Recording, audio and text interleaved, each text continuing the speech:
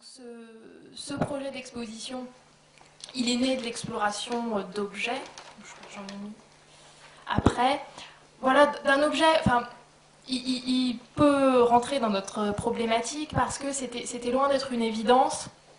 Et on est sorti peut-être un peu, en tout cas de ce qui a fait nos habitudes d'exposition de ces dernières années, d'histoire militaire au sens plein du terme, pour rentrer dans la manière de faire parler un objet qu'on ne lit pas forcément à l'armée ou à l'histoire de l'armée au premier abord.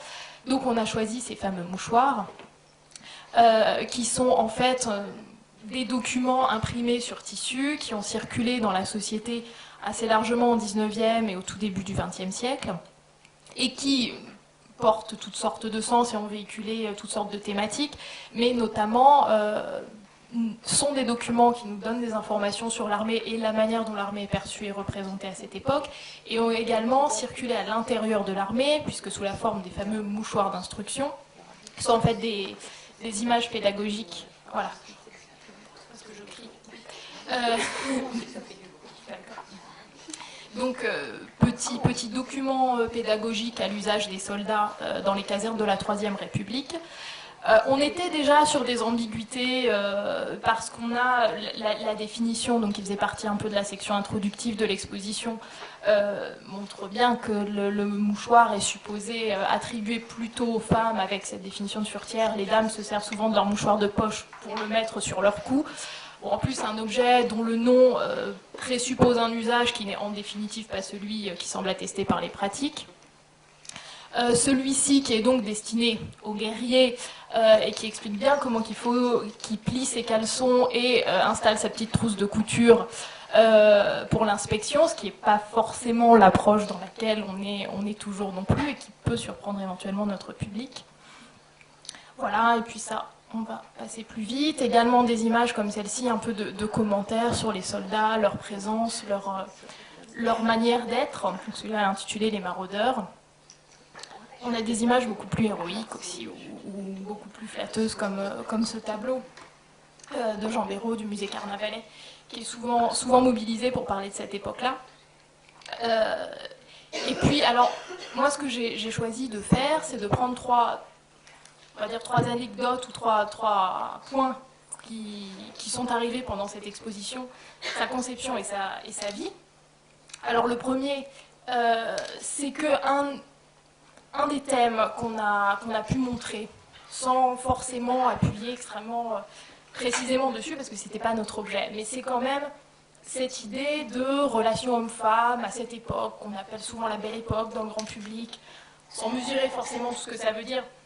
J'ai mis ce tableau-là qui était dans l'exposition parce que c'est un peu emblématique. On a cet officier ou ce sous-officier déguisé en officier, bon ça c'est un grand débat qu'on ne va pas reprendre là, qui se promène, enfin sauf si on en a très envie, mais qui se promène sur les boulevards parisiens, et qui fait son petit effet sur les femmes comme sur les hommes d'ailleurs, puisqu'on a à la fois cette femme qui se retourne sur lui, également cet homme qui le salue respectueusement, et puis ce soldat moins gradé qui se hâte également de le saluer. Et une section, une micro-séquence à travers laquelle on déclinait ça, que j'ai voulu reconstituer a posteriori ici, celle consacrée au billet de logement, c'est-à-dire à la pratique du logement du soldat à domicile. Donc j'ai repris trois des images, enfin des objets qui étaient présentés ici, qui en sont autant de représentation. Alors en haut, vous avez une assiette illustrée, très youpi tralala. C'est une série intitulée Le siège de Paris, et celle-ci est légendée, ce que vous lisez probablement pas très bien sur l'écran. Donc le soldat arrive chez cette dame avec tout son barda, lui montre manifestement son billet de logement. La dame s'inquiète en lui disant « Mon bon monsieur, je n'ai qu'un seul lit ». Et évidemment le soldat répond « Ma chère madame, ça suffira bien ». Donc voilà, avec une espèce comme ça de comique un peu égrillard obligé. Ensuite, autre mode de représentation plus sage, là on est au début de la guerre de 14 avec la carte postale, le bon gîte, le soldat qui s'installe, en l'occurrence dans un univers rural, avec cette fermière qui l'accueille, et on a une forme de mimétisme, de relation mère-fils qui va se développer dans le petit texte d'accompagnement, puis c'est une série de 4 cartes au final. Et puis image peut-être moins attendue et finalement plus énigmatique, le tableau. Donc l'huile sur toile, qui avait une présence assez forte dans l'exposition, parce que de mémoire, elle doit faire à peu près 1,20 m de large, pour que vous ayez une idée, où on a ce soldat arrivé dans une ferme, ce qu'on peut en imaginer, vu par ce petit garçon et cette femme qui est probablement sa mère, enfin en tout cas on va dire la maîtresse de maison. Et là, tout est permis, en tout cas dans l'analyse d'une image comme celle-là, bon, c'est un tableau qui n'a pas du tout de documents de contexte, etc., qui appartient à nos collections sans plus, et qui... Donc voilà, comment on a essayé de ne pas être dupe des stéréotypes qu'on reproduit quand on montre des objets comme cela, en même temps de ne pas donner comme un absolu notre lecture à nous, commissariat. Peut-être important à mentionner pour aujourd'hui, on était exclusivement féminin dans cette équipe de commissariat. Mais pas dans le comité scientifique, ça nous rattrape un petit peu. Voilà. Alors, deuxième chose, on a fait une sorte de révisionnisme sans le savoir, un extrait du livre d'or. Voilà. J'ai retranscrit parce que c'est peut-être pas très très lisible. Donc nous voilà mortifiés un matin en découvrant le texte que je ne vais peut-être pas relire ligne à ligne. Bon. Effectivement, notre exposition n'était pas structurée de manière chronologique, donc dans l'espace d'entrée, plein de bonnes intentions, on s'était dit ça peut ne pas être idiot quand même de permettre aux visiteurs de resituer un petit peu les choses dans le temps. Et on avait donc un bandeau chronologique qui passe pas très bien, mais c'est pour nous donner une idée de l'échelle aussi. Ça, c'est les documents de notre graphiste, et malheureusement, l'objet du délit est flou, mais c'est pas volontaire. Donc voilà. Cette frise devait faire 6 ou 7 mètres, je pense, linéaire, et elle ambitionnait de balayer la période qui va du consulat à 1914. Donc bien évidemment, il avait fallu faire des choix, vous le comprendrez bien. L'idée était de donner quelques grands jalons de l'évolution de l'histoire politique et de l'histoire militaire, parce que c'était quand même notre sujet de l'époque.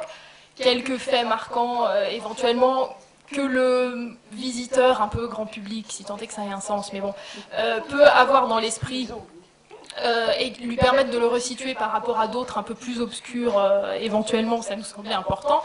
Et donc on y a été, et effectivement, on a annoncé triomphalement en 1848 l'instauration du suffrage universel. Et comme on trouve, et je reconnais peut-être le caractère un peu expéditif de notre réflexion là-dessus, mais comme on trouve quand même dans la plupart des chronologies du 19e siècle et des manuels d'histoire. Comme notre bande chronologique en plus n'allait pas jusqu'à l'après-Seconde Guerre mondiale, on ne pouvait pas rétablir la vérité.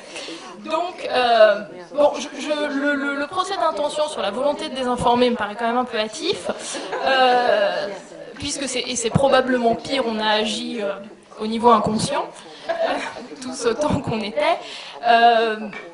Nous, on a été, donc avec Hélène Clemens, co-commissaire avec moi, marqués par cet épisode-là. On s'est dit qu'on essaierait de prendre en compte comme le message nous y enjoint. Ceci étant, ce qui était intéressant, c'est que, on est dans sans minorer cet épisode-là, dans une exposition qui n'avait pas du tout pour ambition explicite de parler de l'histoire des femmes ou du statut des femmes dans la société, etc. Pas dans une institution qui est dévolue à ça, ce qui ne l'empêche pas éventuellement de pouvoir le faire. Et on avait une toute petite ligne, c'est ce que vous avez à côté des carrés bleus qui sont tout flous en bas, avec quelques mots, ça suffit malheureusement ou heureusement, pour que des gens prennent ça très à cœur et le relisent de manière extrêmement, alors peut-être extrêmement personnelle, mais objectivement juste. Donc voilà, c'est troisième point, après quoi je m'arrêterai. Ça va ? Une réflexion sur quelque chose qu'on n'a pas fait au sujet de cette exposition. Donc je vais vous expliquer. En pleine réflexion de manière très technique et très prosaïque qui fait jaillir des choses peut-être plus profondes. Donc en pleine réflexion sur la signalétique, puisque notre obsession étant que les visiteurs ne se perdent pas dans la cour d'honneur, mais finissent par trouver l'exposition pour laquelle ils ont acheté un billet, on se dit, bon, qu'est-ce qu'on fait comme signalétique? La graphiste travaille, on trouve ça très bien.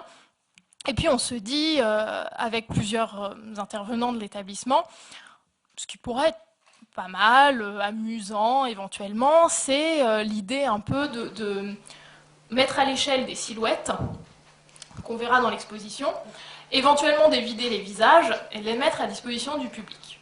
Bon, avec pour ambition voilà, de faire quelque chose d'un petit peu ludique, sans beaucoup plus de profondeur et éventuellement techniquement indicatif que les gens étaient bien sur la bonne voie pour monter jusqu'à notre 3e étage. Bon, donc ceci étant, il faut les choisir ces images-là. Donc comment qu'on fait? Là, je vous ai mis 2 des candidats qui ont été examinés. L'idée de revenir à l'image d'Épinal, c'est vite imposé. Laquelle choisir? Alors là, on s'est retrouvé dans la prérogative de oui, si c'est à taille adulte, c'est bien, mais les enfants peuvent être attirés par ça, donc est-ce qu'on met des tout petits adultes qui seraient des enfants, ou est-ce qu'on essaye de trouver des images d'enfants?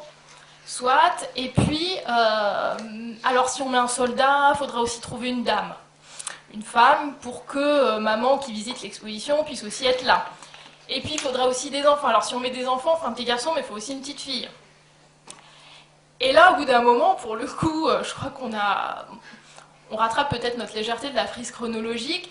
On se retrouvait entre Papa, Maman, la Bonne et moi et Boucle d'Or et les 3 ours, à partir d'images qui ne disent pas ça, objectivement. Enfin, voilà, on peut au moins s'accorder peut-être là-dessus.